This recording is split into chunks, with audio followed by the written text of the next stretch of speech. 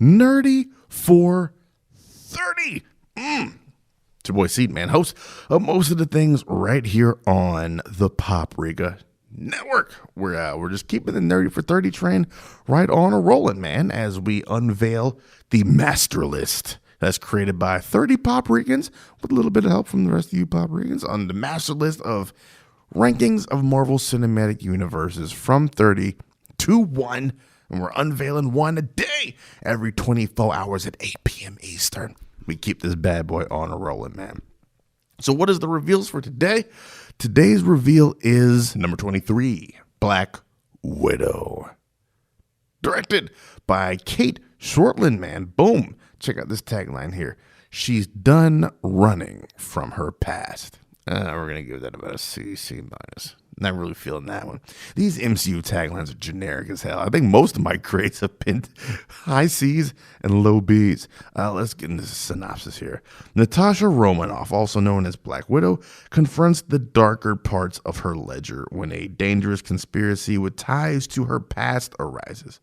Pursued by a force that will stop at nothing to bring her down, Natasha must deal with her history as a spy and the broken relationships left in her wake long before she became an Avenger. Now, of course, we know the history behind this.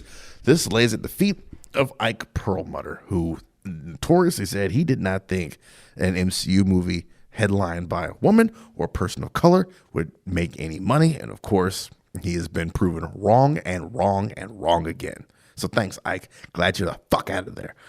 This should have been a Phase 1 movie.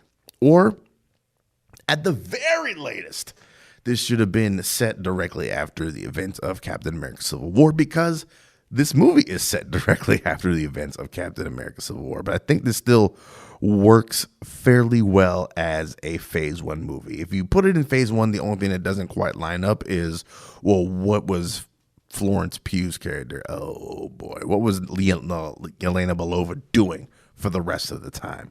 So yeah, this is kind of a swan song for Scarlett Johansson's Black Widow, while also being a setup for Yelena Belova, the blonde spy, the blonde Black Widow, who kind of takes over in Natasha Romanoff's place from time to time. It's a spy movie, you know. It's a standard MCU flick. For me, it's kind of right in the middle of my list. It's too little too late is what I think this movie is. I think Scarlett has done all she can with this character. I think the story is good for this. Like, we got to bring the Red Room down. Thanks to the Age of Ultron, we kind of got a glimpse of what the Red Room is all about with the nightmares that Wanda puts into her head. So it's nice to see the Red Room go down, but it ends up being kind of a standard action movie. I was hoping for more. Like, I was hoping for some master spy shit, and you know, they ended up focusing a little bit more on the action elements of it all. It serves, like I said, mostly to bring in Yelena Belova, which I can't complain, because I think Florence Pugh's portrayal so far, especially in the Hawkeye Disney Plus show, has been excellent of Yelena Belova. We get the Red Guardian in here, David Harbour. Taskmaster is wasted in this movie. Not because they gender flipped Taskmaster, but because she didn't have enough cool shit to do in the movie. Taskmaster should have had the coolest fight scenes of all time. Whoever did the stunt choreography or the fight choreography for Winter Soldier should have done it for Black Widow, because I think Taskmaster was severely underutilized in this movie. I don't know if they have any plans on bringing that character back. She's still alive at the end of the movie. I would like to see more Taskmaster at some point. I think that's my biggest disappointment with this movie. But that is it for Black Widow, man. That's it for Nerdy for 30. We'll be back in 24 of the hours to keep this train right on and rolling right here on Paprika.